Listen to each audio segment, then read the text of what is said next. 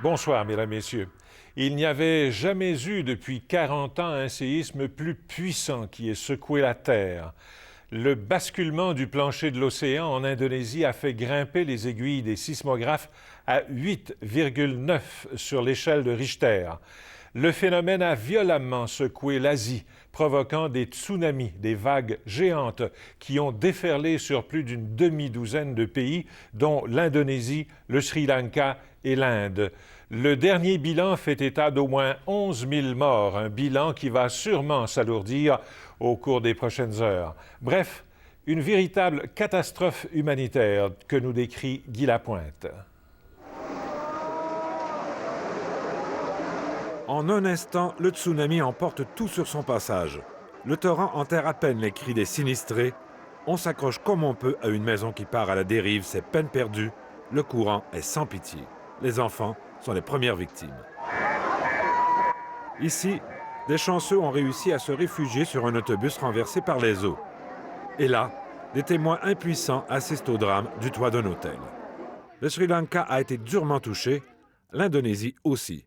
Ce père de famille porte son enfant pour la dernière fois. Les secouristes peinent à dégager les corps des huttes balayées comme des fétus de paille. Les survivants pleurent les morts. L'Inde n'a pas échappé à la catastrophe. Sur la côte de l'État du Tamil Nadu, les hélicoptères récupèrent les corps des noyés. Les villages sont dévastés. Le choc est total. Les cadavres sont allongés dans des morgues improvisées. Le gouvernement peine à faire le compte des victimes.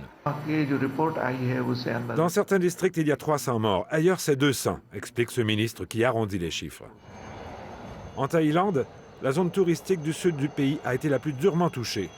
Les touristes sont nombreux sur les plages de la région pour la période des fêtes. Pour plusieurs d'entre eux, les vacances se sont transformées en cauchemars. La surprise a été totale. On ne voit pas venir un tsunami. Le ciel était sans tache lorsque le raz-de-marée a frappé par vagues immenses, une après l'autre. Un touriste québécois témoigne.